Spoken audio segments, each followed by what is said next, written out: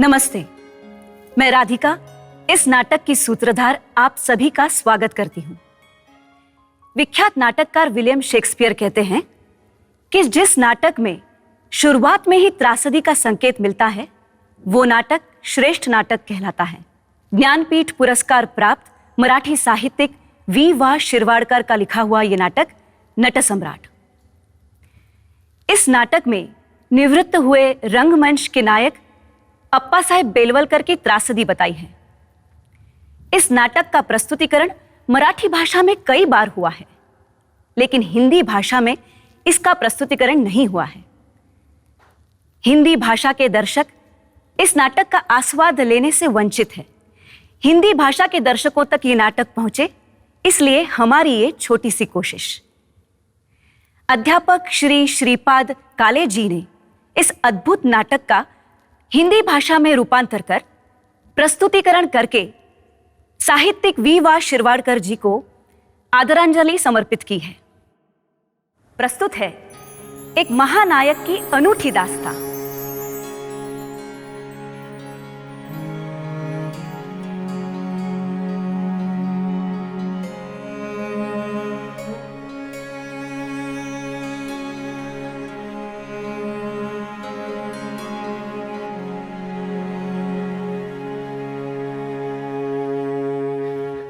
माफ करना दोस्तों, माफ करना।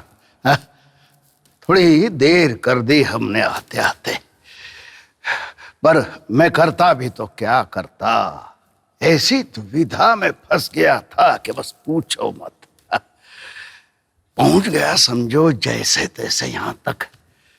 हाँ, लेकिन हमारी इस लेट लतीफी की वजह से आप लोगों को जो बोरियत झेलनी पड़ी, हमारा इंतजार करना पड़ा, उसके लिए तहे दिल से क्षमा प्रार्थी हूं। माफी चाहता हूं आप लोगों से। वैसे देखा जाए तो टाइम के बड़े अंग्रेज हैं हम। आप लोग तो जानते ही हो, हमारे कंपनी के नाटक का पर्दा 21 साल तक ऊपर की ओर खुलता था, वो ठीक 8:60 पर ही 61वां मिनट उस ऊपर की ओर सरकते हुए पर्दे ने शायद ही किसी घड़ी में देखा होगा। अरे मेरी घड़ी कहाँ गई है? हाँ? ये हाँ हाँ हाँ, ये रही घड़ी। हाँ हाँ हाँ, ये घड़ी हमारे नारायण राव जी ने ये घड़ी मेरे कलाई पर बांधी थी। नागपुर में हमारे हैमलेट का गोल्डन जुबली शो था, तब की बात है। तब से ये घड़ी हर पल पास रखे हैं। हमारे मन ने ये ठान लिया है कि जब तक इस घड़ी की टिकटिकी जारी रहेगी तब तक सब कुछ ठीक ठाक चलता रहेगा। 15 मिनट की नहीं, 16 मिनट की देरी हो गई है। ठीक है दोस्तों, आज तक आप लोगों ने मुझे संभाल लिया, मेरा साथ दिया। हाँ? आज भी संभाल लीजिएगा। लोग कहते हैं ये अप्पा बेलवलकर बड़ा ही अहंकारी, घमंडी, या आजकल की भाषा में क्या कहते हैं, वो एटीट्यूड वाला आर्टिस्ट है। कहने दो, क्या फर्क पड़ता है। पर सच कहूं दोस्तों,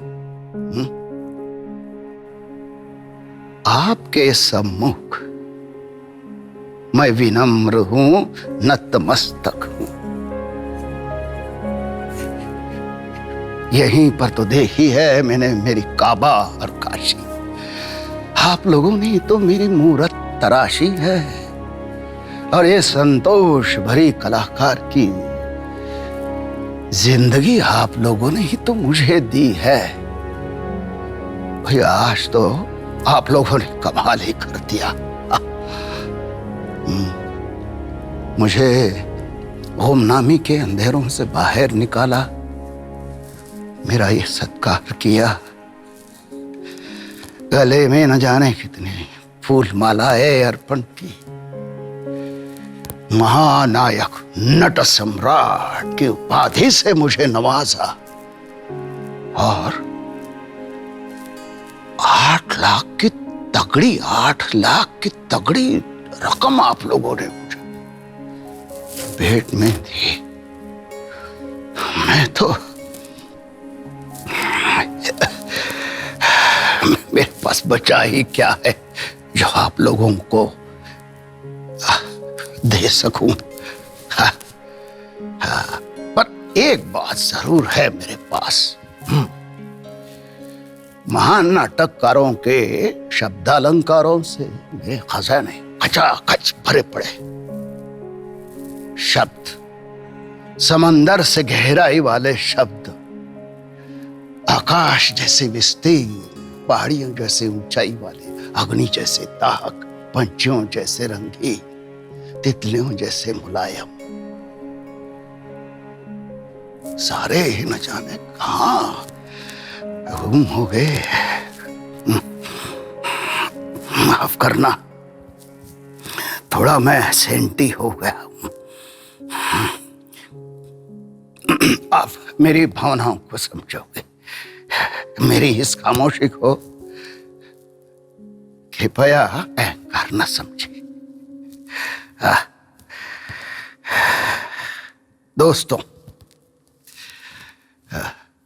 कहते हैं खुशनुमा बुढ़ापा एक गुलबकौली का फूल है।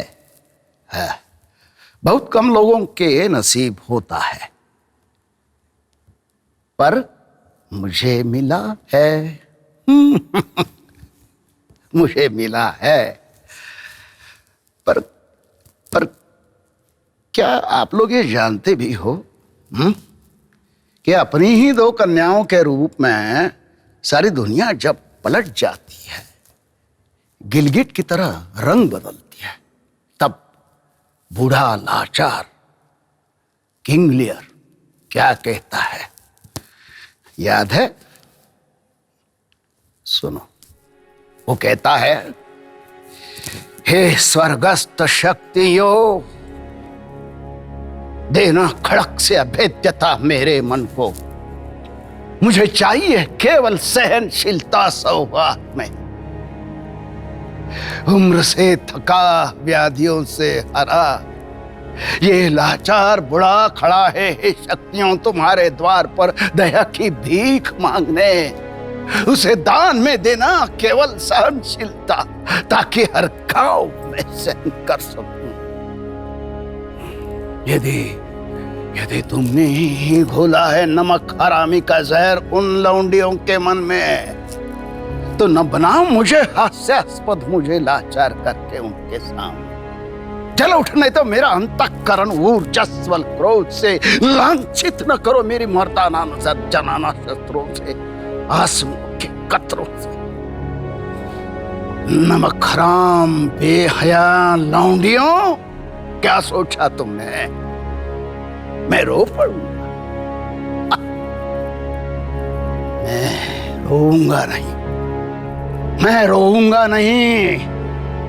मैं लूंगा इतना भयानक प्रतिशोध तुम दोनों का भी कि थर्रा उठेगी ये जमीन, कांप उठेगा ये आसमां मेरे हैवानियत के वो जलवे देखकर। न जाने तब मैं क्या कर बैठूं।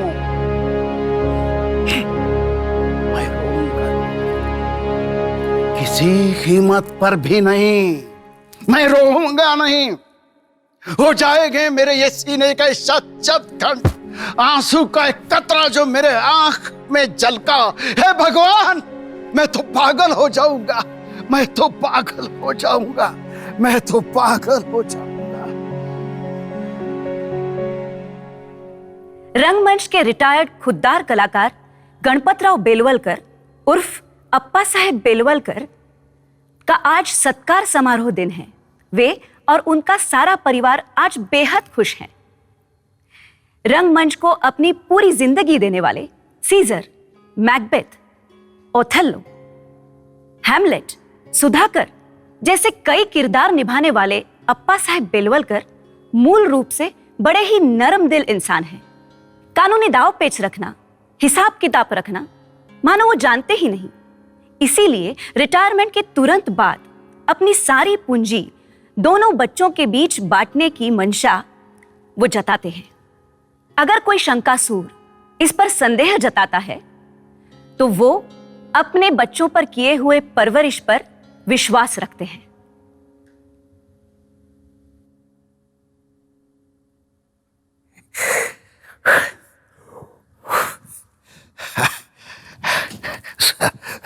सांसें फूलती है, उम्र का तकाजा जो है। मैंने हमारे दोस्त प्रोफेसर वासुदेवराव केलकर जी से कहा, प्रोफेसर वासुदेवराव केलकर शेक्सपियर के साहित्य के और नाटककारों के बड़े ज्ञानी और अभिमानी शख्स थे। मैंने कहा, प्रोफेसर साहब, ये तुम्हारा शेक्सपियर नाटककार नहीं है, ये तो शैतान है, शैतान। दुखों के बीच बोता है और त्रासदियों की फसलें उगाता है, निकालता है। उस पर वासुदेवराव केवल मुस्कुराए और कहने लगे, समझोगे? और दोस्तों, आगे मैं समझ भी गया। जब मैं लियर का पात्र निभाता था तब थिएटर में मैं क्या देखता था? हजारों बूढ़ों के चेहरे, ध्वस्त चेहरे, डरावने चेहरे। ये बूढ़े रोते नहीं थे। रोते थे कौन? नए जनरेशन के लड़के लड़कियां। ये बूढ़े तो अपनी जगह केवल फूटते थे, तड़ तड़, जैसे किसी बोझ के तले कांच तड़क रही हो, तड़ तड़। और उनकी वो फूटी नजरों से भय के जाल स्टेज पर मुझ तक आ पहुंचते थे। हाँ, मैं हजारों हजारों दिलों तक पहुंचता था और हजारों हजारों दिल मुझ तक पहुंचते थे। ये कसब जो है दिल से दिल तक का, ये कसब शैतान का नहीं, भगवान का भी नहीं, ये कसब सिर्फ नाटककार का ही है। सच कहूं दोस्तों,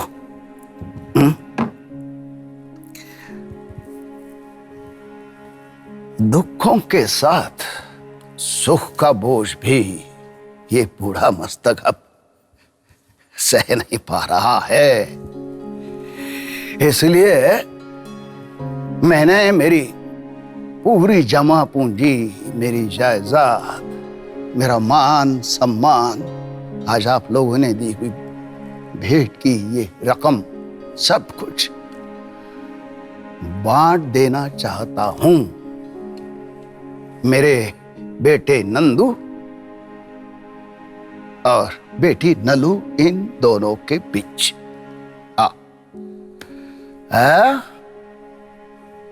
क्या कहा वकील साहब? अरे अरे नहीं अरे भाई, शंका की कोई गुंजाइश ही नहीं। ये वकील भी ना कि पूछो मत। हमारे गडकरी मास्टर इन्हें शंकासुर कहते थे। पर सच कहूं दोस्तों, अरे भाई, मेरे लड़के ऐसे नहीं है। बड़ी ही प्यारी बहन भाई की जोड़ी है मेरे बच्चे। अरे इसी पुराने वृक्ष की तो शाखा है मेरे बच्चे। अरे भाई मेरे बच्चे मोगरे के फूल है, फूल। और उन्हें परवरिश भी तो मैंने वैसे ही दी है। अब क्या कराया बाप ने गिनाना नहीं चाहिए, लेकिन केवल आप लोगों को बताता हूं।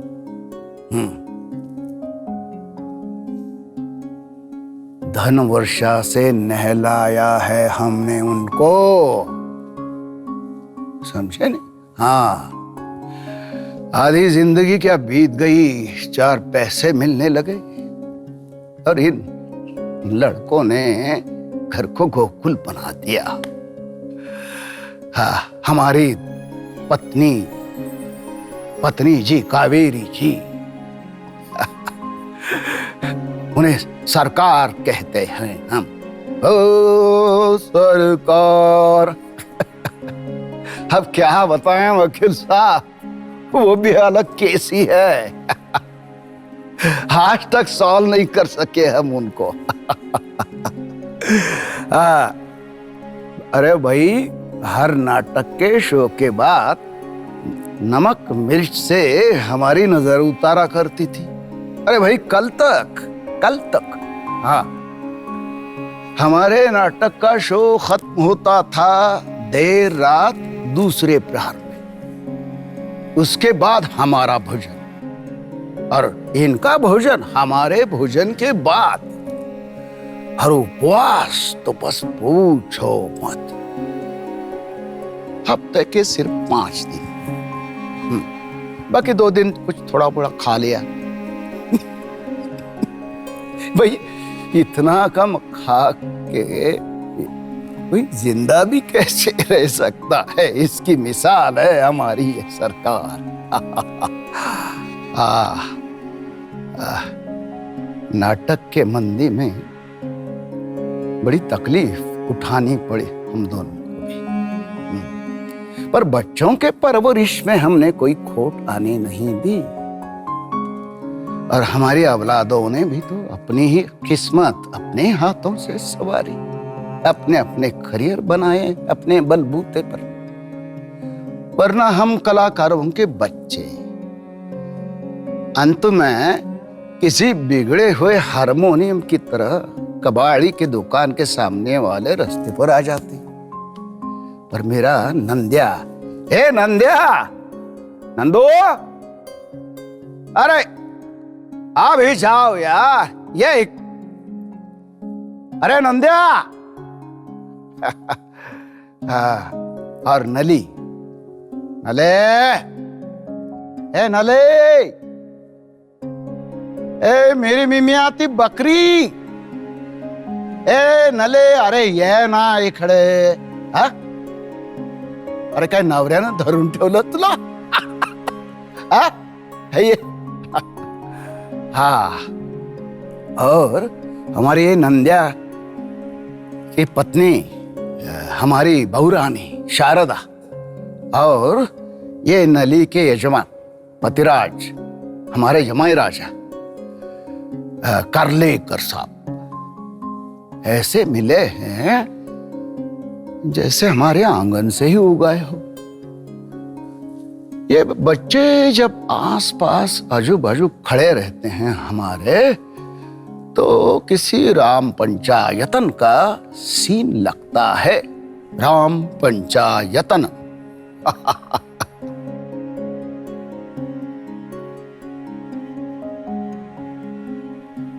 अप्पा साहेब एक हरफन मौला कलाकार है। उनकी अपनी ही एक रंगमंच की दुनिया है। कला विश्व बड़ा ही जोखिम भरा और अनिश्चित ऐसा क्षेत्र है। इस क्षेत्र में पैर जमाते जमाते कई कलाकारों की जिंदगी बीत जाती है। एक बौद्धिक स्तर के साथ जिंदगी दांव पर लगाने का पतंगी जुनून जिस कलाकार में होता है, और जो कलाकार अपना सिक्का बजाता है, उस बुजुर्ग कलाकार का आदर चरण स्पर्श करके ही किया जाता है। ऐसी भारतीय कला संस्कृति रही है। सत्कार समारोहों में जब अप्पा साहेब के बेटे नंदू उनके चरण स्पर्श करते हैं, तब अप्पा साहेब नंदू को आशीर्वाद का महत्व बताते हैं।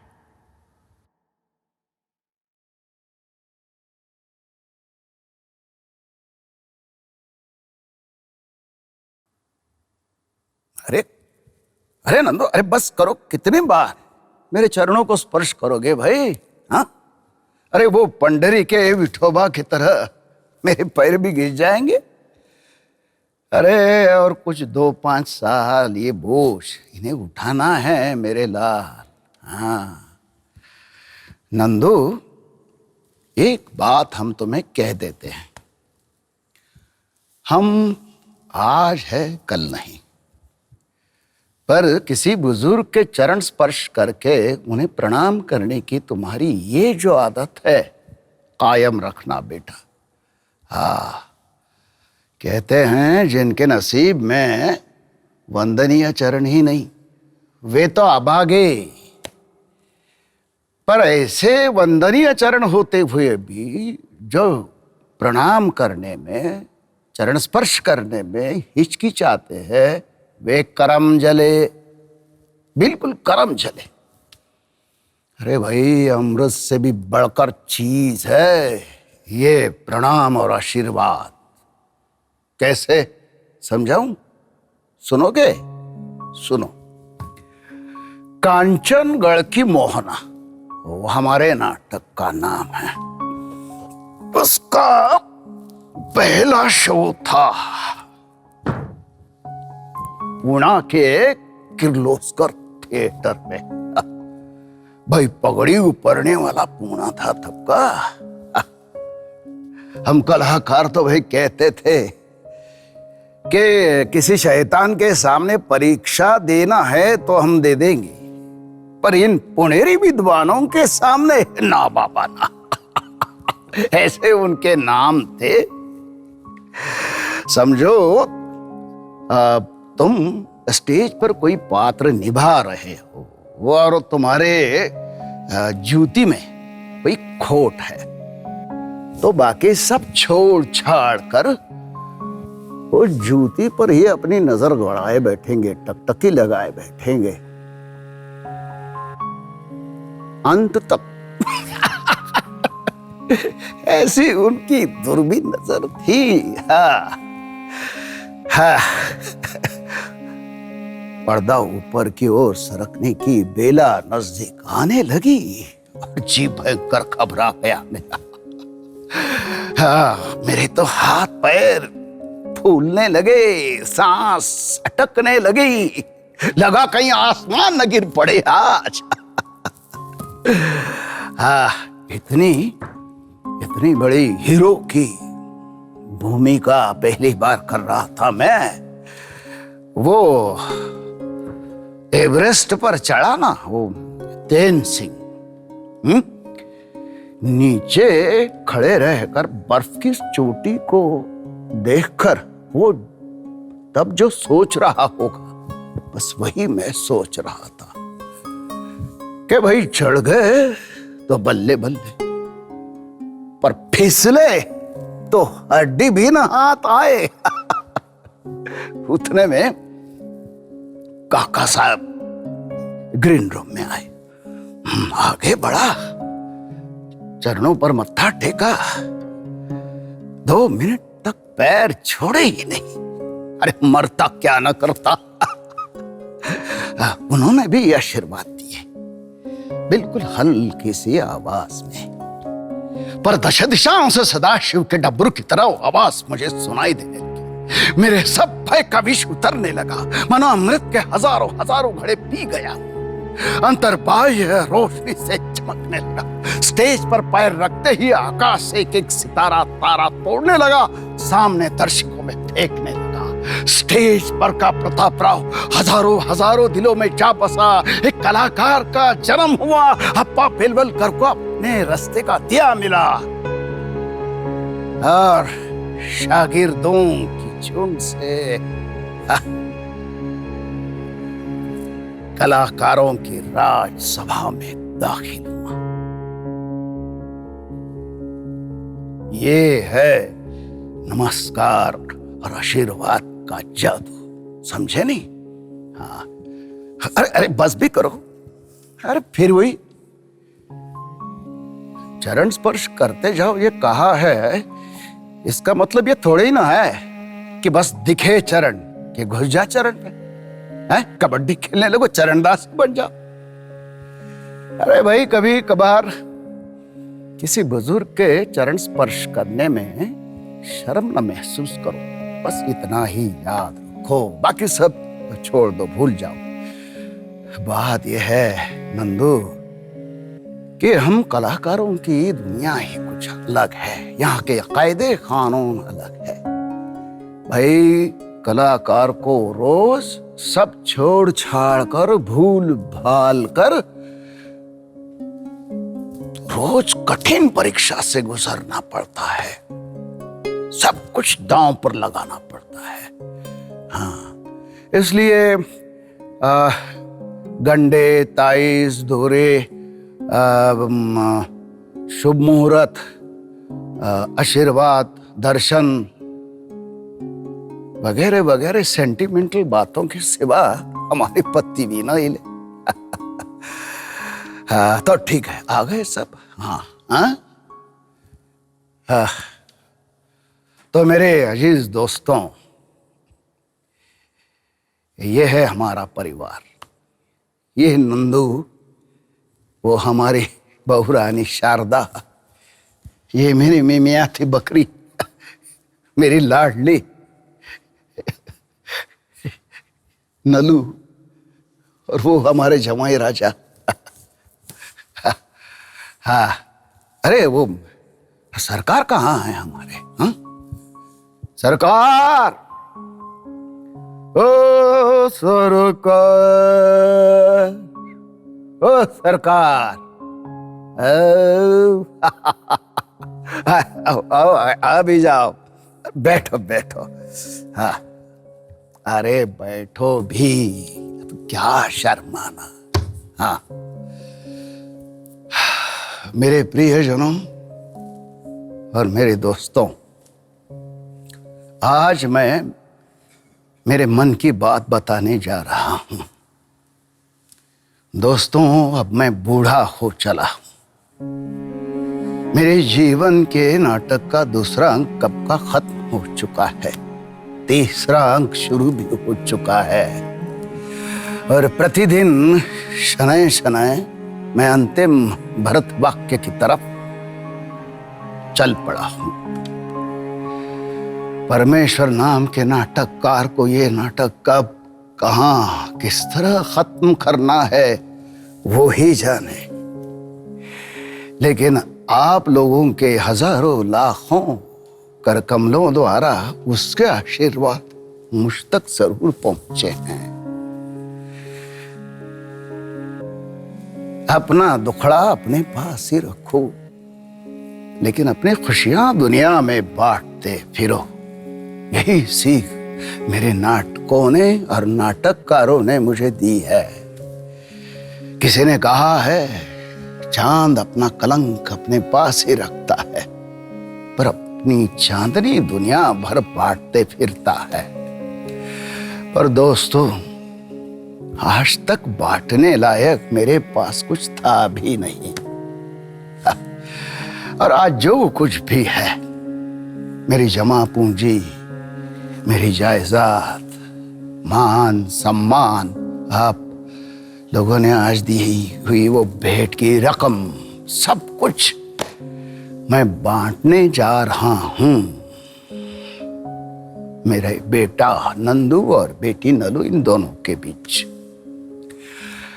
मेरी पूरी जायदाद में से एक मोटी सी रकम मैं सेवाभावी संस्थाओं को दान में दे रहा हूं। कितनी रकम बताऊंगा नहीं। कहते हैं, दाहिने हाथ से दिया हुआ बाएं हाथ को भी न समझे, वही श्रेष्ठ दान कहलाता है। बाकी सब बचे हुए मेरे जायदाद को 2 समान हिस्सों में बांटकर एक हिस्सा मैं नंदू को और दूसरा हिस्सा मैं नलू को आप सब लोगों के समक्ष सुपुर्द कर रहा हूं, दे रहा हूं। अब इदन्न मम, मेरा इसमें कुछ भी बाकी नहीं है।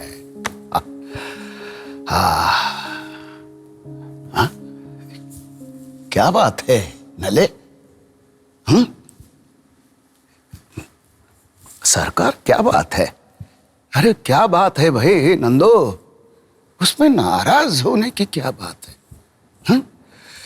अरे मेरे दो बच्चों, हमारा जो कुछ भी था वो अब तुम्हारा हो चुका है, हम दोनों भी तुम्हारे ही हो चुके हैं, तो भाई बचता क्या है? हाँ, चलो नंदू अपने काम पर निकलो, चलो। शारदा चलो अंदर जाओ। नले चल अंदर जाओ। जमाई राजा आइए। अरे नहीं सरकार, तुम कहाँ निकली? बैठो तनिक 2 मिनट बैठो।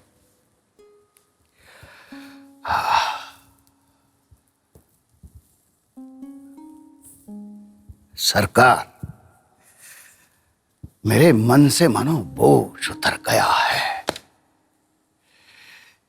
जिसका जो जो था उसको दे दिया है। मानो समंदर की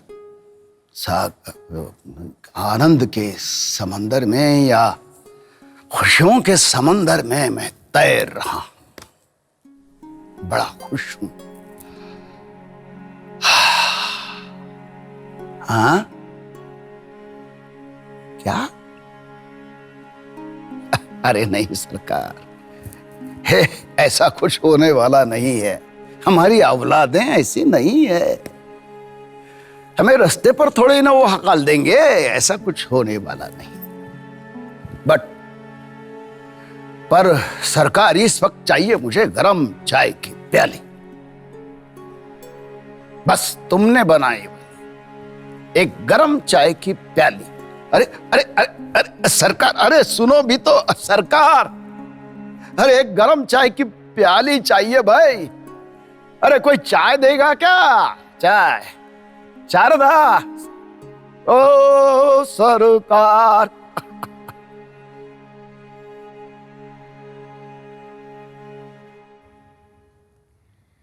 अप्पा साहब अपने बच्चों से बेहद प्यार करते हैं, लेकिन सबसे ज्यादा प्यार वो उनकी पोती ठमी से करते हैं।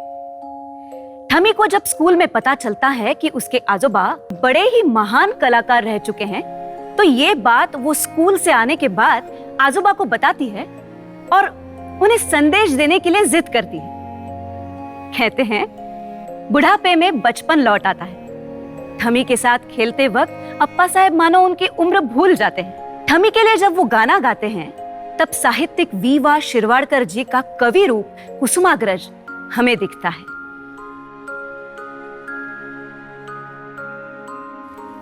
अरे ओ ठमी, अरे ओ मेरी नव्या नवेली चकोल है, अरे आ भी जा मेरी माँ। क्या कहा?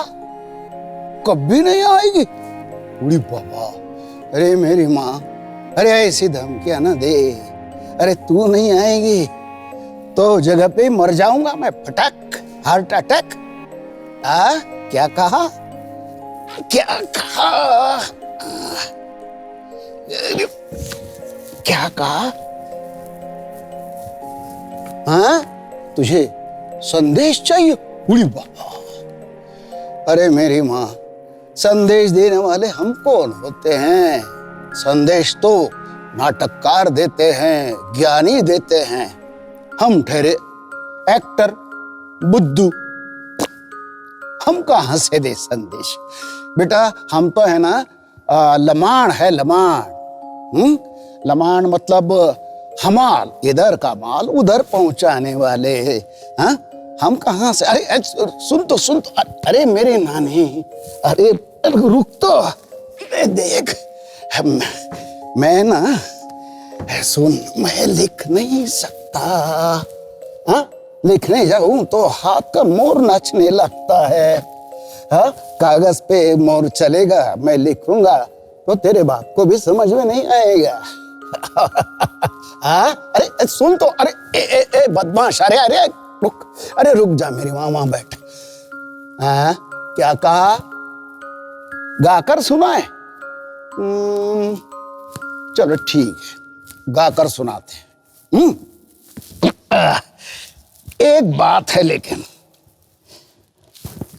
हम संदेश गाकर सुनाते हैं, पर संदेश सुनाने के बाद हम जो मांगेंगे देना होगा।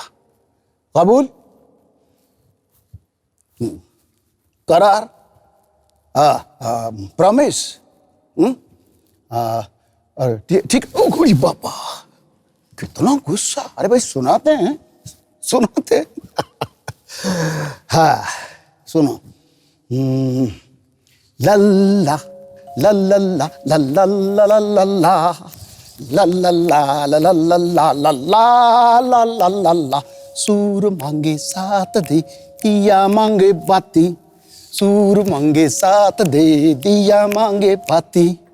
बुढ़ा बोला नातिन से दे हाथ मेरे हाथी, देना हाथ मेरे साथी।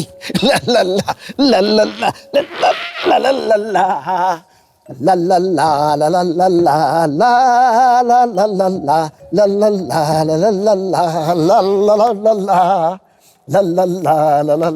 लल्ला लल्ला लल्ला। घटा मांगे छाया दे, जमीन मांगे पानी। घटा मांगे छाया दे, जमीन मांगे पानी। धूप में बैठा बुढ़ा बोला गा रे गाना गुड़िया रानी। गा रे गाना गुड़िया रानी। लल्ला लल्ला लल्ला लल्ला लल्ला लल्ला ला ला ला। कौवा मांगे पंख दे, ला ला ला ला। चिड़िया मांगे खोपी दे। कौवा मांगे पंख दे, चिड़िया मांगे खोपी। मेरे जैसे अज्जोबा को दे एक मीठी पप्पी, देना एक मीठी पप्पी। अरे अरे अरे अरे कहाँ भागी? अरे रुक भी जा, अरे मेरी पप्पी दे। अरे उम्र है एक, अरे कहाँ भागती है चोर डाकू कहीं की? अरे रुक, अरे ए बांदरी कहीं की, गधी नालायक डाकन कहीं की। अरे रुक भी जा, अरे गिरेगी।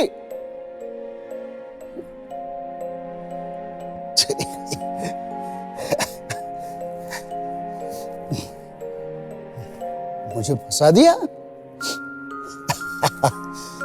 बदमाश कहेंगे, फुकट में गाना गवा लिया, भाग गए।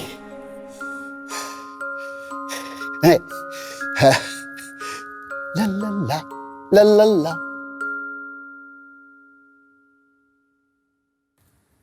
अप्पा साहेब और ठमी का रिश्ता बड़ा ही लुभावना है। अप्पा साहेब अपनी लाडली ठमी को कभी प्यार से गधी, चोर तो कभी डाकू कहते हैं। लेकिन ठमी की मां शारदा को अपने ससुर की यह बात बिल्कुल पसंद नहीं आती। उसे लगता है कि अगर ठमी अपने आजोबा के साथ ज्यादा दिन रहेगी तो वो बिगड़ जाएगी। इसलिए वो अप्पा साहेब को ठमी से मिलने नहीं देती। ठमी को डांटती है और एक कमरे में बंद कर देती है। बेचारी ठमी बहुत रोती है, आजोबा आजोबा करके पुकारती है। ये सारी चीजें अप्पा जी को सहन नहीं होती।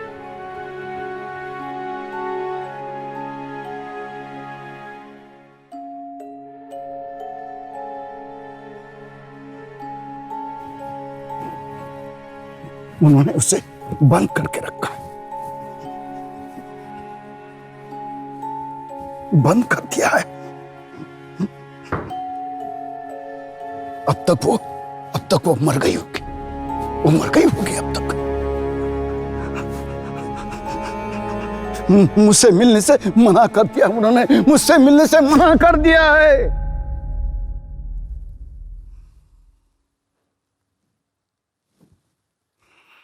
ये ठीक ही हुआ उन्होंने उस महल का दरवाजा बंद कर लिया। नारायणा के सीने को चीरती वो सुमेर सिंह की तलवार देखकर मेरी नजरों के सामने मेरे पुरखों की तस्वीरें पल भर के लिए चमकी और गायब हो। वो दरवाजा बंद हुआ। चीखता चिल्लाता प्राण की भिक्षा मांगता नारायण और वो खूनी खेल पल भर के लिए मेरी नजरों से ओझल हुआ और मैं फिर संभल गया। मैं कठोर हुआ हूं। मेरे दिल में बहती मोह माया ममता की सभी नदियां सूख गई। मेरे आंसू न जाने कहां गायब हो गए हैं। वो मर गई। फिर भी मुझे अजोबा अजोबा के ये आवाजें कहां से सुनाई दे रही है। मेरी इस ओर से तो वही आवाज आ रही है, मेरी ये बाजू से भी तो वही शब्द सुनाई दे रहे हैं। अरे मेरे सामने से भी तो वही आवाज सुनाई दे रही है। क्या स्वर्ग में बसे सभी देवता नारायण स्वरूपी बनकर चाचू मुझे मत मारो, चाचू मुझे मत मारो कहकर अपनी जान की गुहार लगा। अरे इस धरा के अंदर से तो वही आवाज सुनाई दे रही है। अरे अरे अरे कोई तो भी जाकर महानायक नट सम्राट मर गया है इसकी खबर फैला दो। उसके नाम से तुरही बजाओ, ताशे पीटो, नगाड़े बजाओ।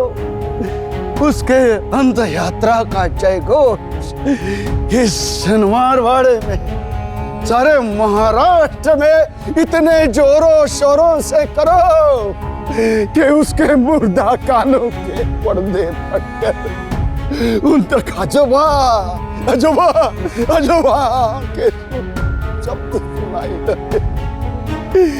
अजोबा के शब्द सुनाई दे।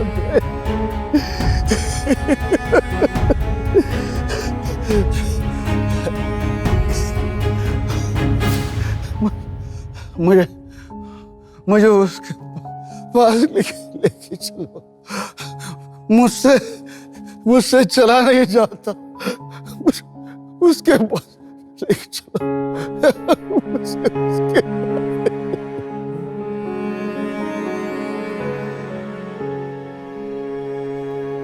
बहू शारदा अपने पति नंदू से अप्पा साहेब की अपशब्दों वाली भाषा और अनुशासनहीन बर्ताव के बारे में शिकायत करती है। बेटा नंदू तैश में आकर अप्पा साहेब को उनके बर्ताव सुधारने की नसीहत देता है और कहता है कि आप बूढ़े हो गए हो और आपके विचित्र बर्ताव से हमारी जिंदगी में गंदगी मत फैलाओ। आप अपनी जिंदगी जी चुके, अब हमें हमारी जिंदगी जीने दो। अभी हम जवां हैं।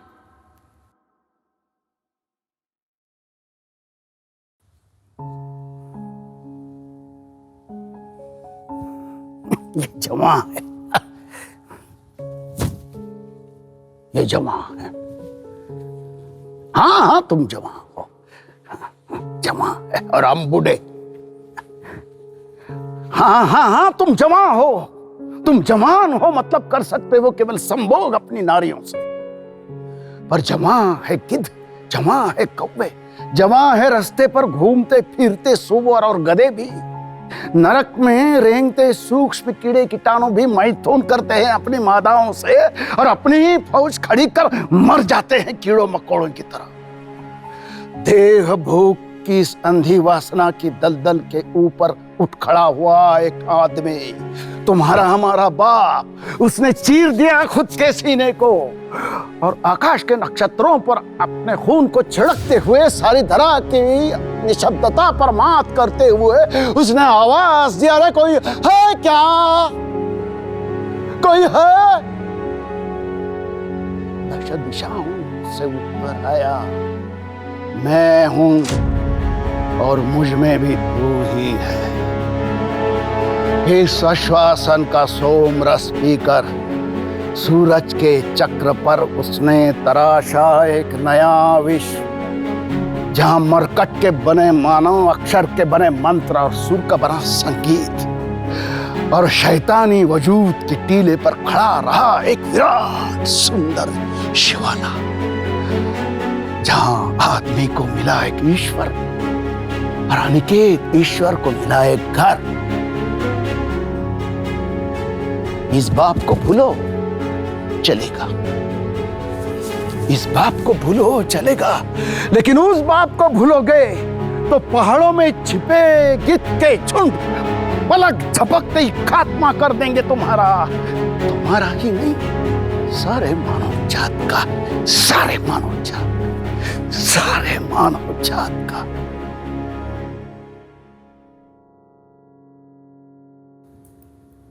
बेटा नंदू और शारदा का बदलता हुआ बर्ताव देख अप्पा साहेब और कावेरी मायूस हो जाते हैं। बेटी नलू के घर जाने का निर्णय लेते हैं। किसी को बिना बताए आधी रात स्टेशन पर पहुंच जाते हैं। स्टेशन पर ट्रेन के आने का इंतजार करते बैठे रहते हैं। अप्पा साहेब एक सिगरेट सुलगाने के लिए कावेरी की अनुमति लेते हैं। अचानक उन्हें आभास होता है कि ट्रेन में बैठी हुई एक लड़की थमी है। वो उन्हें पुकार रही है, आजोबा, आजोबा।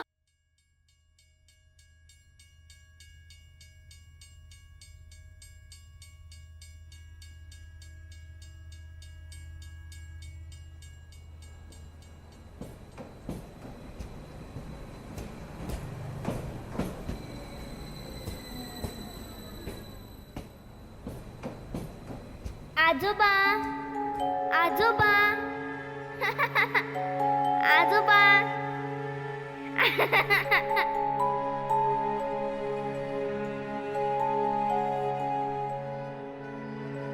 आजोबा, आजोबा। हमें? चलो खेलूया आता. कितने दिनों के बाद आप मिल रही हो? चकुली, चकुल है। आजोबा, आजोबा। फिर से खिलवाड़ कर रही हो अपने दादाजी से?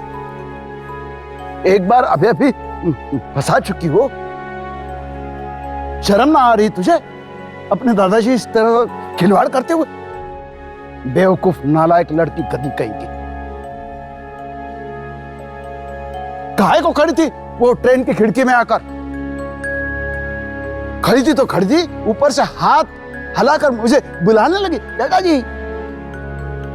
दादाजी का पैर फिसल जाता, ट्रेन के पहिए में आकर उसका कचूमर बन जाता, उसका भत्ता बन जाता, तो अच्छा लगता ना तुझे? अच्छा लगता ना?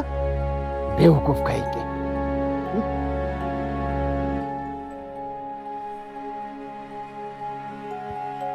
ठीक है, ठीक है।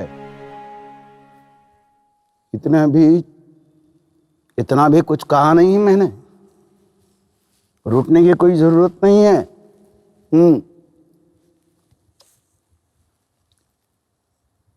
कितने दिनों के बाद मिल रही है अपने दादाजी से।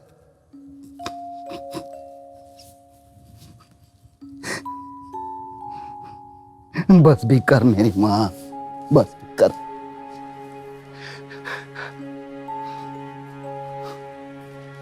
मुझे ना वो चॉकलेट की नट्टीज बहुत पसंद है। बका बक खाता हूं मैं, बका बक।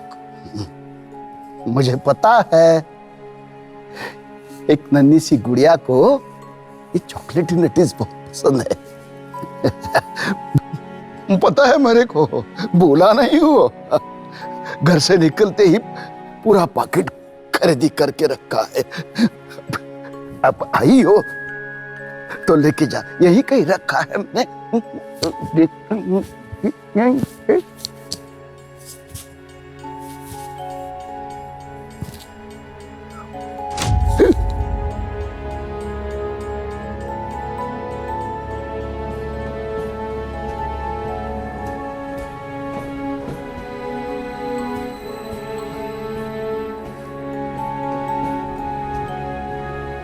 चली गई, रूठ गई। जिंदगी ही रूठ गई है हम दोनों से।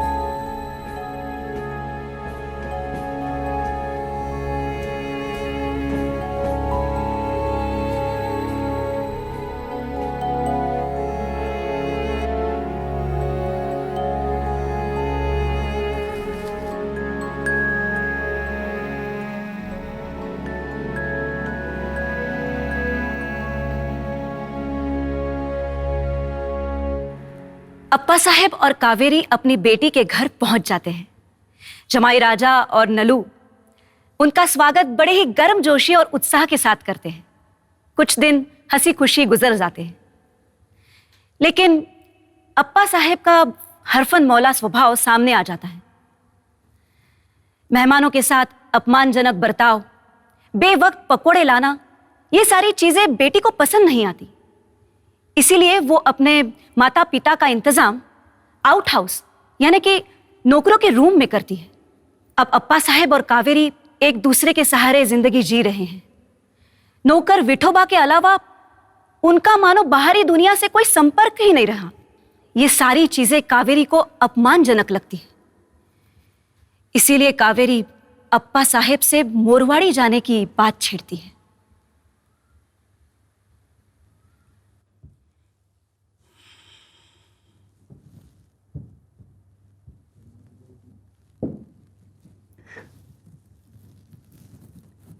सच कहें कावेरी, तो मेरे मन की ही बात कह डाली है आपने।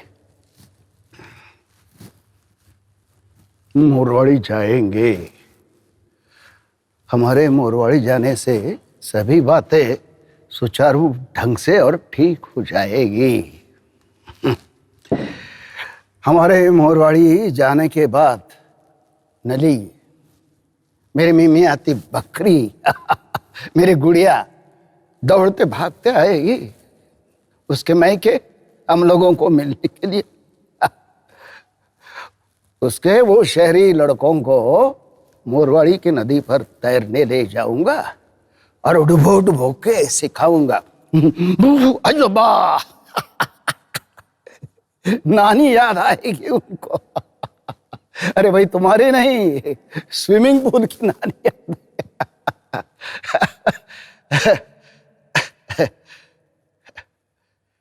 फिर नंदिया शारदा भी आएंगे। मेरी चकुली को लेकर, मेरी ठमी को लेकर। सच कहे सरकार, तो ये ठमी मेरे मन से जाती ही नहीं। दिन रात पुकारा करती है, अजोबा बो।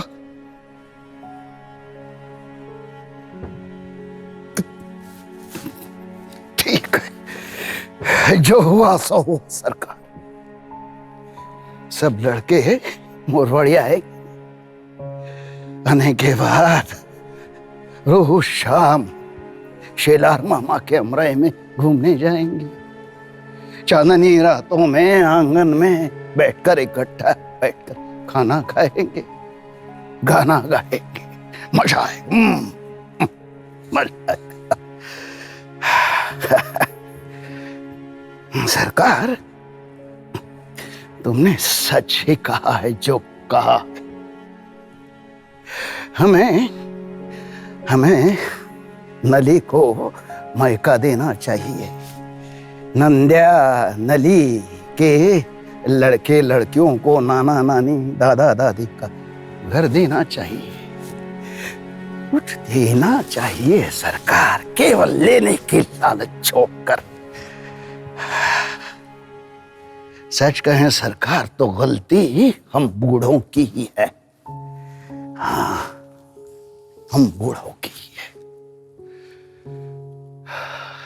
अतीत के तालाब के किनारे गुजरे वक्त के पानी में पैर पसारे बैठे पुराने बरगद के पेड़ बनते हैं हम लोग। हम बूढ़े भयानक डरावने एकांत का डेरा बसाए अपनी स्वार्थ की घनी छाया से आसपास की हवा ही नहीं, पानी भी कृष्ण बना देते हैं, जहरीली बना देते हैं।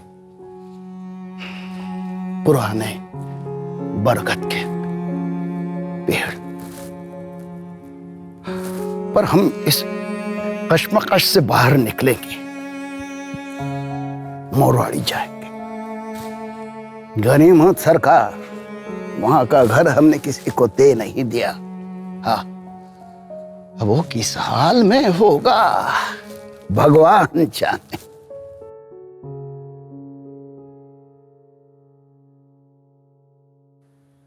आउट हाउस में, यानी कि नौकरों के रूम में, ये बूढ़ी आत्माएं एक दूसरे से मन की बात कह रही हैं। एकांत के समय कावेरी अप्पा साहब से पूछती हैं, सुनिए, मुझे एक बात बताइए, मेरी सौतनें कितनी थी? उस पर अप्पा साहब बताते हैं, पति के जीवन में पत्नी का क्या महत्व होता है।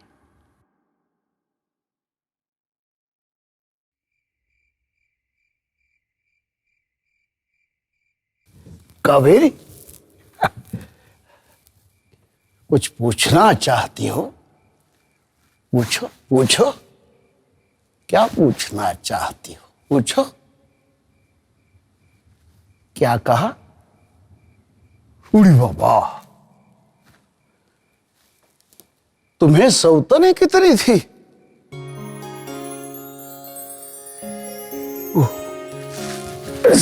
कावेरी,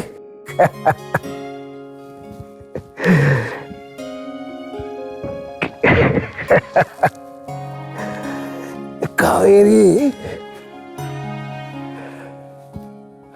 बढ़ती उम्र और याशदात की ढलान पर ये पुराना हिसाब किताब कोई कैसे याद रखे? कोई एक होती तो बताता।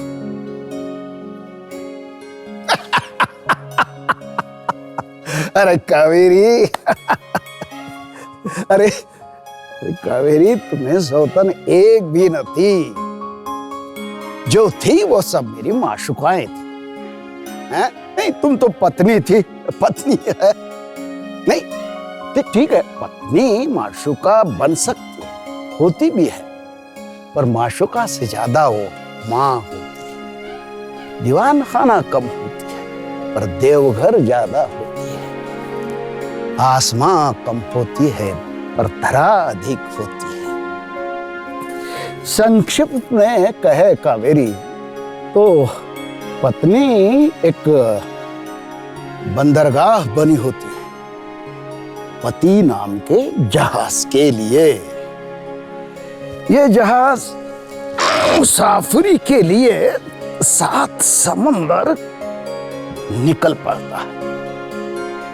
ये समंदर होते हैं व्यवहार के, कला के, हुनर के, स्वार्थ के, प्यार के और द्वेष के भी।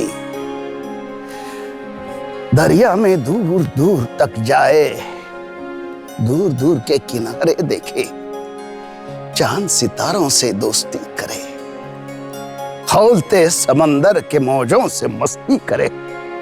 जीना ऐसा हो कि पल पल मौत से मुलाकात हो।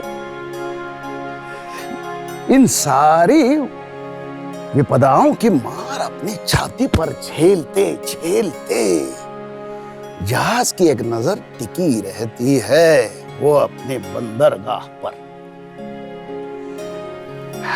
कामयाबी के परचम या हार के जख्म लेकर वो फिर अपनी बंदरगाह में लौट आता है और वहां की नीली हरी रोशनी में प्रशांत पानी के कालीन पर विश्रांत हो जाता है। कावेरी, जहाज के मर्दानगी का आगाज बंदरगाह में ही होता है और उसके जख्मों का मरहम भी उसे बंदरगाह में ही मिलता है। ये है बंदरगाह की मोहती, मतलब पत्नी की, मतलब तुम्हारी कावेरी। समझ में आया कुछ? वो चलो वो भी ठीक है।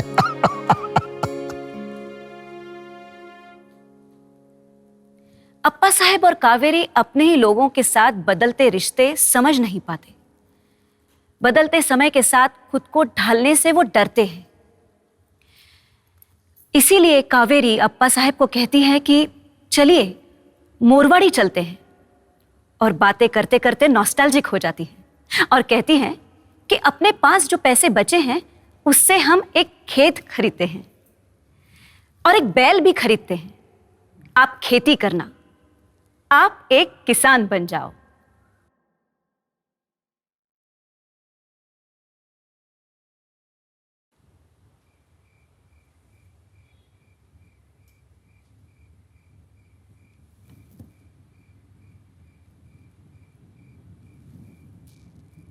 कितनी सुंदर कल्पना है कावेरी। अपने खेत, बैल, मैं किसान बन जाऊंगा। बहुत खूब कावेरी। बिल्कुल तड़के ही सूरज की किरणें अपने आंगन में पहुंचने से पहले मैं अपने बैल लेकर अपने खेत की तरफ चल पड़ूंगा। हवा में महसूस होती हुई केसर कस्तूरी का स्वाद लेते हुए।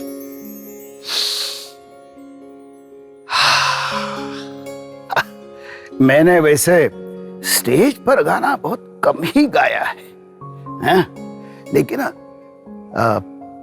क्या कहते हैं उसे, हल चलाते वक्त गाऊंगा, बिल्कुल गाऊंगा। हल चलाऊंगा, बुवाई करूंगा, सिंचाई करूंगा, कटाई करूंगा, सब कुछ करूंगा। और जब सूरज माथे पर आते ही अपने खेत की पगडंडी से तुम मेरे लिए टोकरी में भाजी, भाकरी और कांदा लेकर आना। कांदा भूलना नहीं। और कह देते हैं तुम ही लेकर आना। हाँ, किसी और के हाथ भेजोगी तो उसे कुएं में ढकेल दूंगा मैं, वो टोकरी के साथ, समझे ने? हाँ, मेरा गुस्सा कितना भयानक है पता है ना तुझे? हाँ हाँ, आओगी ना? लेकिन तुम ही आना कावेरी। और कावेरी, तुम्हें जिस तरह आंगन में तुलसी वृंदावन चाहिए ना, वैसे मुझे थिएटर चाहिए। हाँ हाँ, अपने घर के सामने वाले बारामदे को हम लोग थिएटर कहेंगे। वहां मैं मेरी नाटकों की सभी किताबें रखूंगा। हाँ? और जोर जोर से तुम्हें पढ़कर बताऊंगा, आराम कुर्सी पर बैठकर। हाँ, चलेगा ना? हाँ, अभी तक तो तुम्हें कुछ मेरा नाटक मैंने दिखाया ही नहीं है। कुर्सी पर जोर जोर से पढ़कर दिखाऊंगा, चलेगा ना? हाँ, नहीं, बात बे किरकिरी नहीं चलेगी। हम कह देते हैं। कितने जोर से चिल्ला रहे हो, मेरे कान के तो पर्दे फट गए। नहीं करोगी ना? हाँ? हाँ। और कावेरी, फिर ना, हाँ? गंगाराम जागले, राम जी शेलार, सयाजी शेलार, महादेव पुरी, कोंडीबा मामा, वैजनाथा, सबको बड़ा आनंद होगा, सब खुश हो जाएंगे। रोज शाम को हनुमान मंदिर के सामने वाले चौबारे पर बिन बुलाए मेहमानों की और कलाकारों की महफिलें सजने लगेगी। किस्से सुनाए जाएंगे, नकलें उतारी जाएगी, तालियां बजेगी, सीटियां बजेगी, भूखा पानी फिरेगा, मजा आएगा। मजा आएगा। और कावेरी,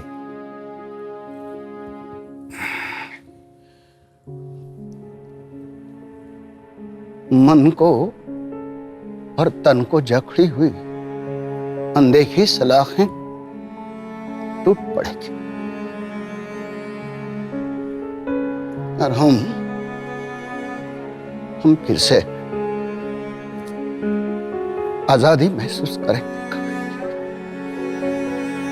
हम आज आजाद हो जाए, हम आजाद हो जाए। मोरवाड़ी जाने से पहले अप्पा साहेब और कावेरी के साथ एक अपमानजनक घटना घटती है। जमाई राजे के महीने के वेतन की रकम गुम हो जाती है। बेटी नलू स्वेटर बुनने की सुइयां ढूंढने के बहाने मां का ट्रंक खंगालती है। उसे पता ही नहीं होता कि मां के पास एक चंद्रहार होता है जो बेचकर पैसे आते हैं, वो अप्पा साहेब ने ट्रंक में रखे रहते हैं। उसे लगता है कि ये पैसे जमाई राजे के हैं, उसके पति के हैं। इस गलत फहमी में आके आवेश के साथ वो अप्पा साहेब से कहती है, आपको पैसे चाहिए थे तो मांग लेना चाहिए था, चोरी करने की क्या जरूरत थी। खुददार अप्पा साहेब इस झूठे इल्जाम से तिलमिला जाते हैं, क्रोधित हो जाते हैं और कहते हैं,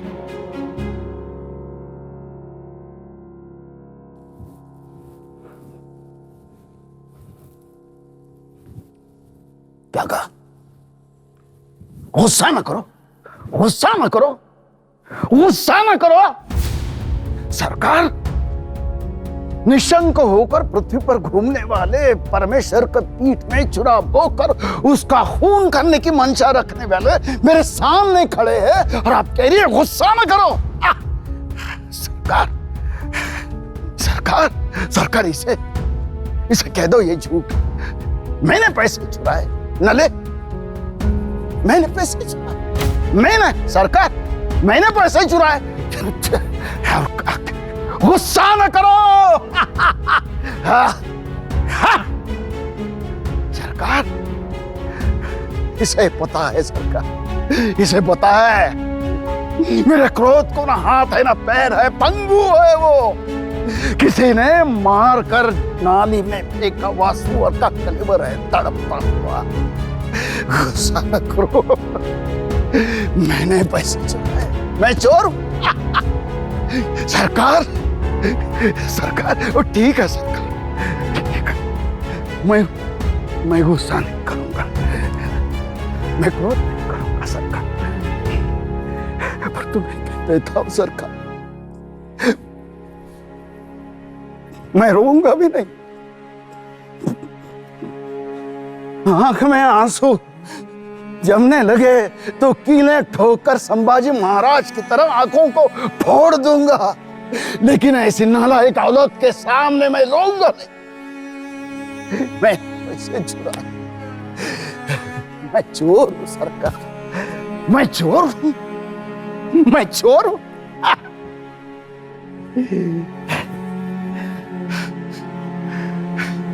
मैं चोर हूं। मैं महानायक नट सम्राट अप्पा बेलवलकर लाखों की जायदाद अबीर गुलाल की तरह जिसने उड़ा दी, वो अप्पा बेलवलकर, वो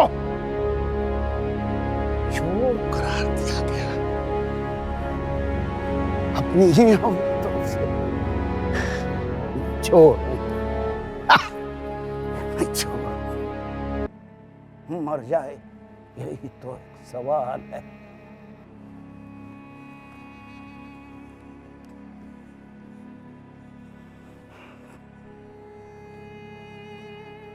To be or not to be, that is the question. जिए या फिर मर जाए, यही एक सवाल है। इस दुनिया के कूड़ेदान पर जिए किसी कचरे कूड़े में फेंके हुए फटे पुराने झूठे अन्न से लथपथ पत्तल के टुकड़े की तरह और मनाए जश्न बेशर्मी से अपने बेबसी का, या फिर फेंक दे ये जीर्ण देह रूपी वस्त्र सब संवेदनाओं को उसमें लपेटे मृत्यु की उस काली काली खाई में, और कर दे सबका अंत केवल एक ही भीषण प्रहार से, एक ही भीषण प्रहार से।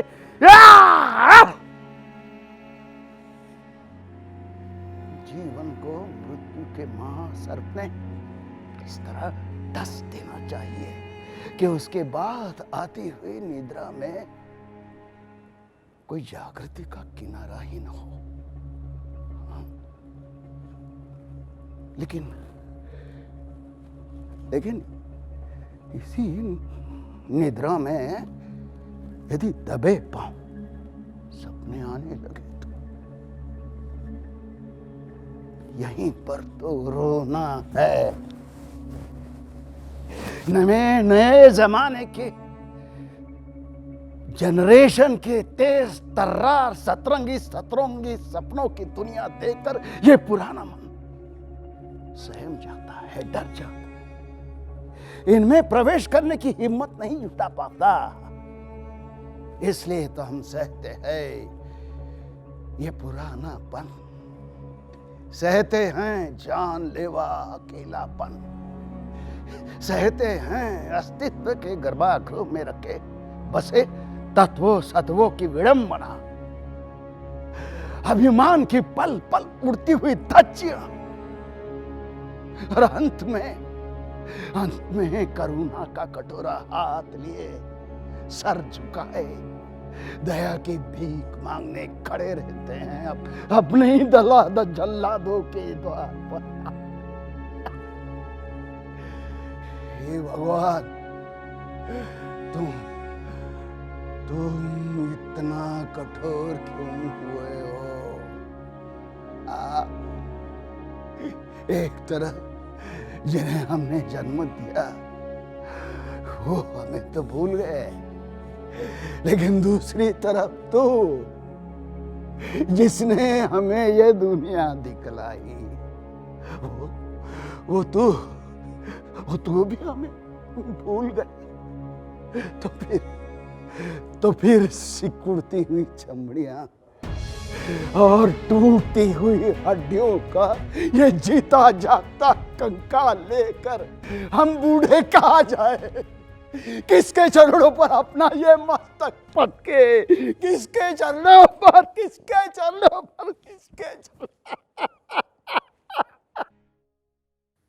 जमाई राजा के वेतन की रकम जो गुम हो गई थी, जिसे नलू ढूंढ रही थी, वो मिल जाती है।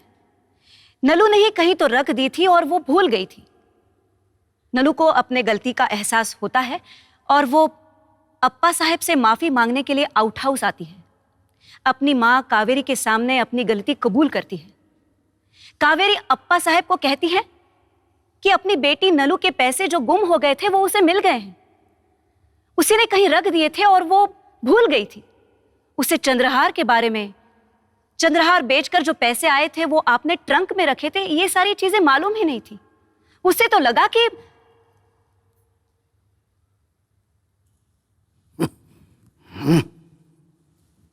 क्या लगा उसे?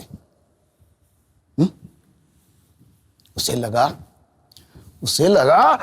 अपना बाप चोर है, अपनी मां चोर है।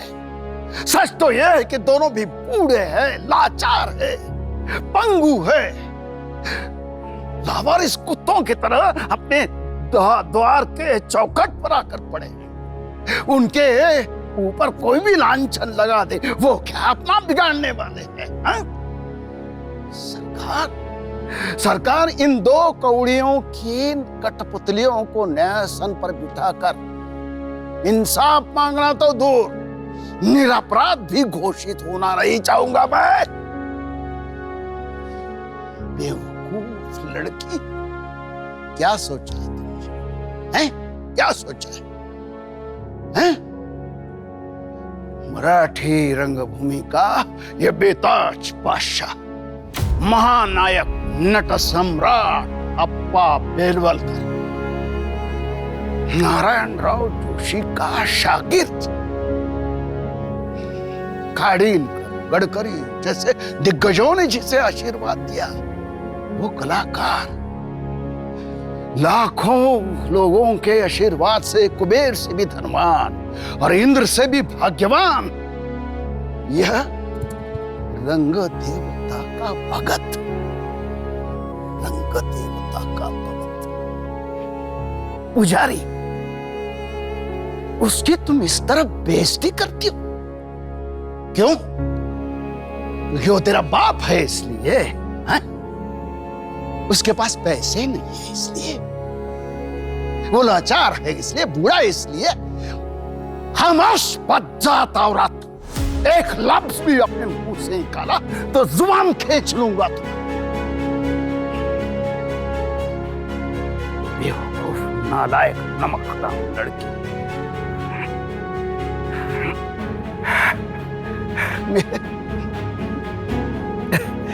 मेरी एक मासूम सी गुड़िया सी लड़की अब कहाँ है? मेरा तो वो भ्रम था। गुड़िया सी लड़की थी, एक मासूम सा खरगोश सा प्यारा सा लड़का था। पर सच पूछो तो रिश्ते में मेरे वो कोई भी नहीं थे, कोई नहीं थे। बादलों का झुंड, बादलों का बोझ अपनी पीठ पर लाद कर गुमसुम चलने वाले हाथियों के झुंड से पूछ के देखो, बताएंगे वो कोई किसी का नहीं। अंतराल में भटकती हुई कोई आत्मा हमारी वासनाओं की सीढ़ियों से धरा की मिट्टी में उतरती है और हम समझते हैं बाप बन गए, हम मां बन गए। झूठ, सब झूठ, सब झूठ। हम तो केवल सीढ़ियां ही बने रहते हैं, वासना की सीढ़ियां।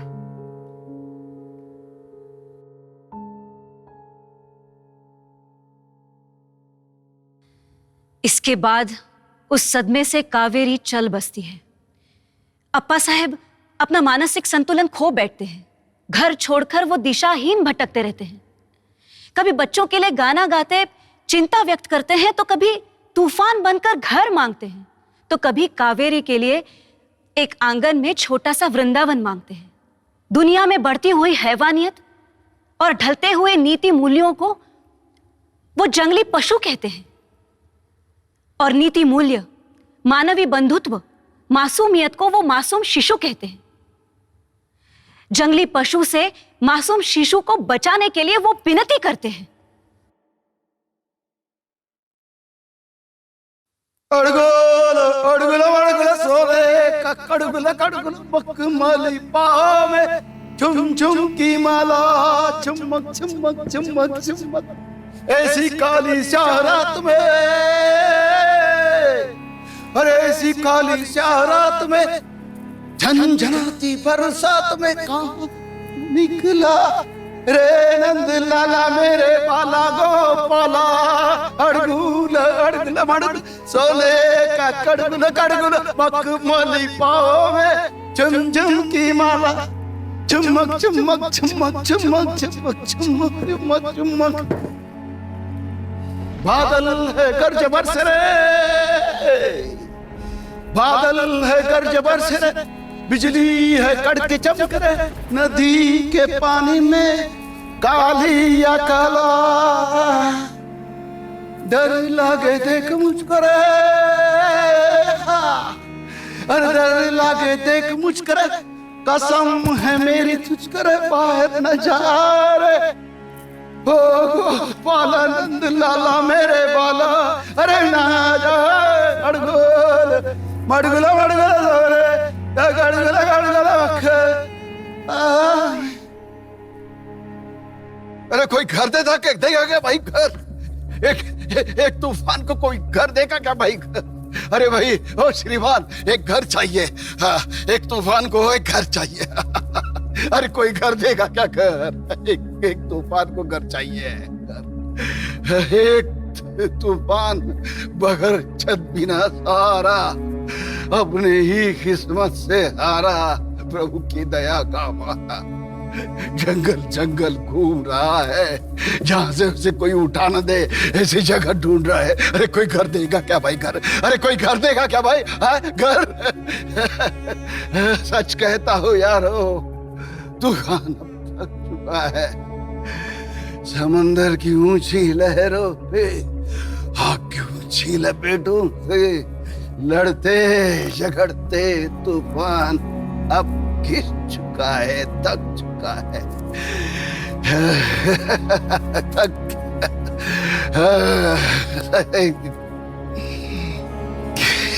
जले कटे पंख पसारे रेंगते रेंगते उड़ रहा है। अरे कोई घर देगा क्या भाई घर? एक तूफान को घर चाहिए, वही घर चाहिए।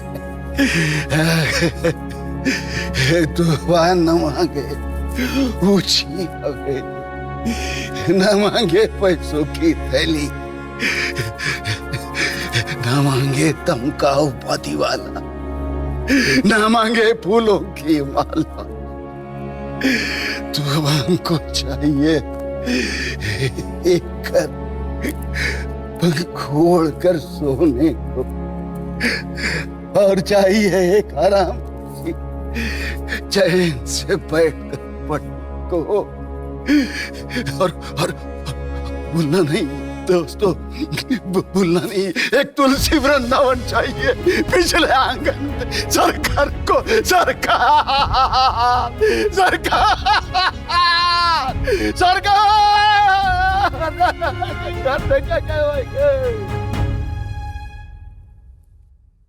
होशियार खबरदार, होशियार खबरदार, लोगों जागते रहो। All is not well.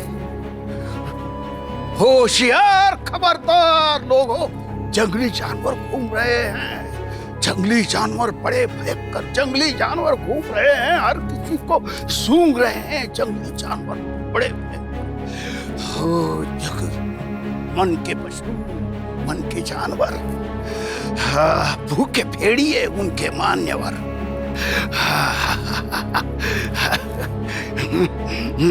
मन के पशु, मन के जानवर, झुंड कुत्तों के उनके मान्यवर, हर किसी को सूंघ रहे हैं। अंगार भरे क्रोध से पृथ्वी का कब्जा पाने हर तरफ वो दौड़ रहे हैं। जंगली जानवर घूम रहे हैं। होशियार खबरदार, अरे जंगली जानवर बड़े भयंकर, जंगली जानवर बड़े भयंकर। जुबान से टपके है आग उनकी, सींगों को है आंखें लटकी, होठों पर ले हंसी भयंकर, होठों पर ले हंसी भयंकर। बदले की वो आग पीकर छोड़ेंगे नहीं। हर पल का हिसाब चुकता किया जाएगा।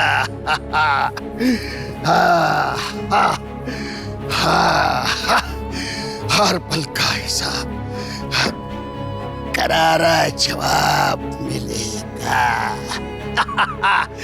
यह जंगली जानवर जंगली जानवर बड़े भयंकर, जंगली जानवर, ये जंगली जानवर हर किसी को जंगली जानवर, जंगली जानवर।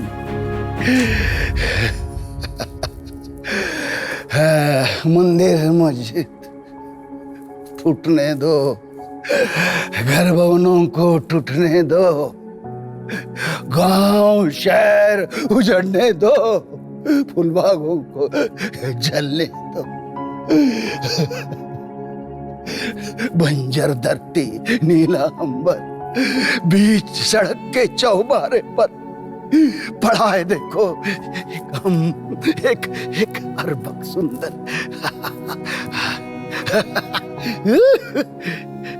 मासूम सा बालक, गुलाबी रंग का शिशु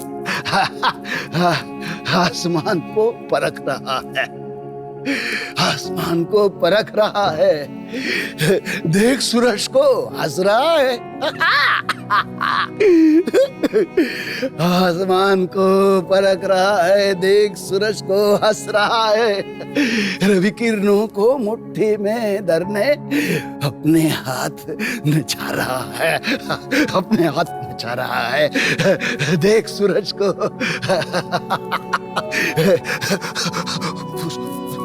उस शिशु को उठा लो, उस शिशु को उठा लो, जानवरों से बचा लो, उठा लो उसे।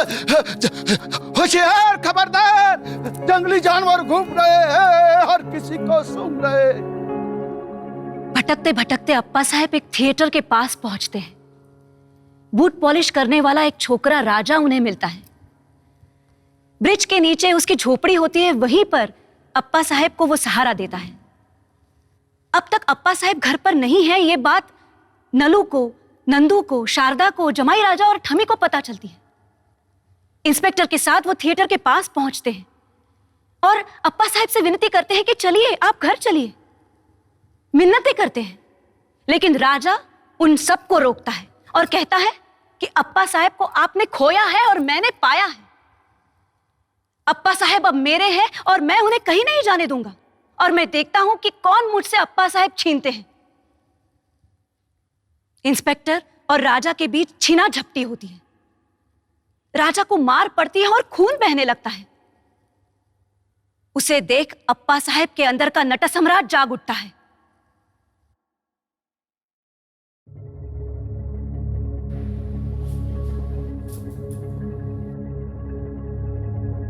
बस बस बस,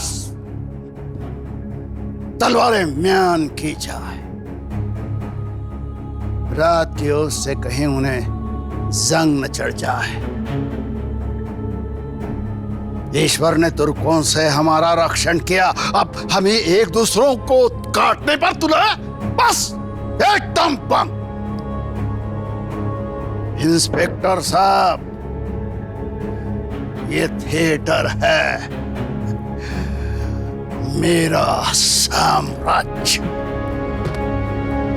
मैं नट सम्राट अप्पा बेलवरकर तुम्हें फरमाता है, तुम यहां से चले जाओ, चले जाओ। इंस्पेक्टर साहब, इस थिएटर की दुनिया में सभी बातें नकली, इसलिए सभी अच्छी ही होती है। उस असली दुनिया में जाओ जहां असली शारविलक असली चोरियां कर रहे हैं, असली वृंदावन, असली वसुंधराओं पर बलात्कार कर रहे हैं, असली मैकबेथ अपने दोस्तों के खून कर रहे हैं। वहां जरूरत है तुम्हारी। जाओ, गेट लॉस्ट।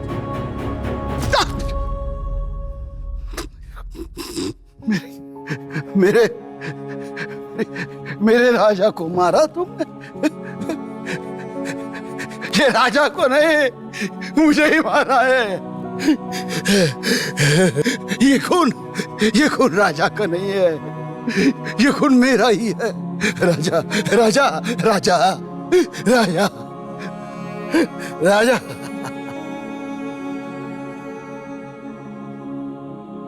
अप्पा साहब की अंतिम यात्रा अब शुरू हो चुकी है। उनके अंत समय में वो सिर्फ राजा और ठमी को पहचानते हैं। उनका अंत रंग मंदिर के पायदान पर हो रहा है, इससे वो संतुष्ट हैं। अब वो मोह माया से परे हैं। बस एक ही चीज शेष बाकी है, और वो है धुंधली धुंधली सी यादें उनके सरकार की, कावेरी की। आइए इस महानायक का अंतिम देखते हैं।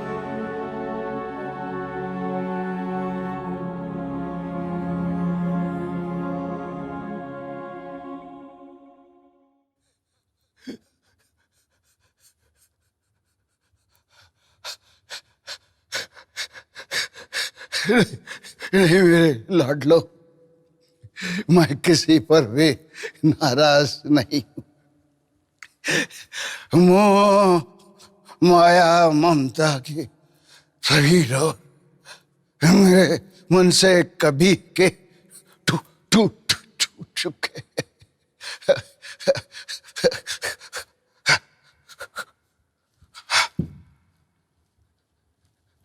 चैत्र मास की सुबह हो रही है और सुनहरी किरणों में मैं नहा रहा हूं। नए नाटक के शुभारंभ की बेला है ये। तीसरी घंटा बज रही है। हवा में धूप की सुगंध महसूस हो रही है। ऑर्गन पर नांदी के सुर सुनाई देने लगे हैं। और मेरी हीरोइन तो मुझसे भी पहले स्टेज पर जा बैठी।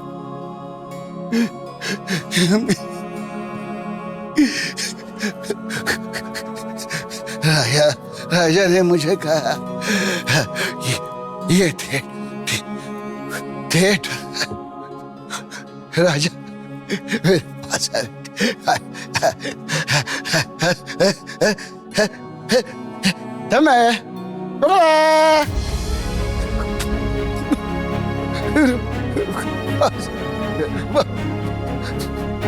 अगला राजा करण ने मरते याचक को अपना सोने का धात निकाल कर दिया था। मैं नाटक के सिवा क्या दे सकता हूँ तुम लोगों को? क्या दे सकता? हाँ?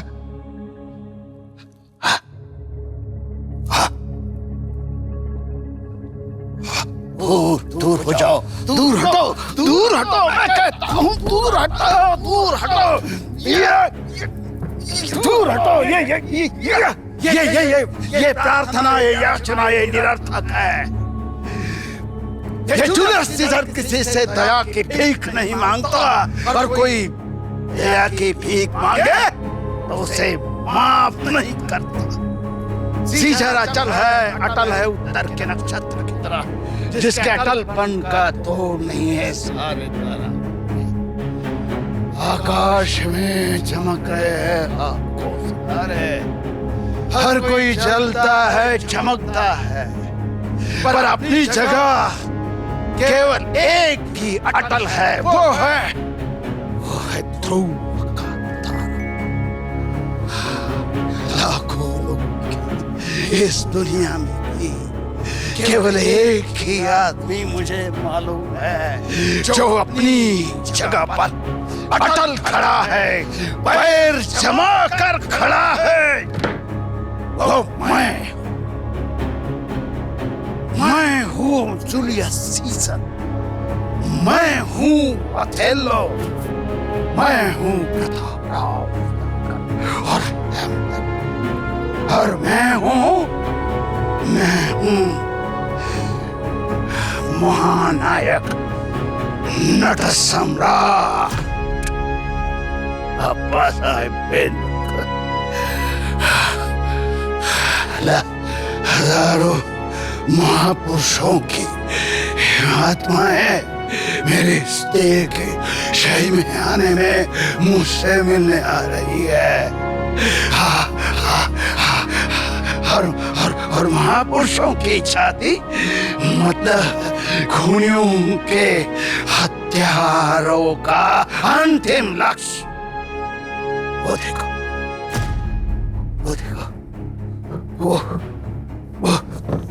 सैनिकों ने अपनी तलवारें निकाली है। हाँ, मुझे चारों तरफ से घेर लिया है। उन्होंने वो हत्यारा ला रहा है, मारो, काटो।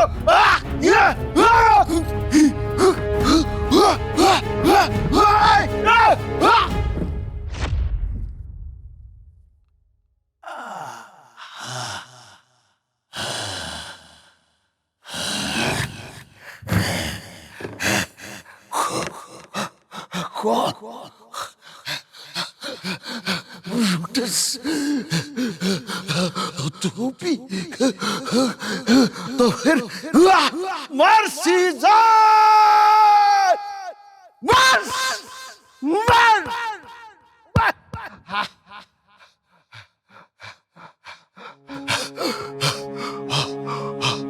राजा, ऐसा ऐसा ऐसा ऐसा नाटक होता है राजा, राजा, ऐसा नाटक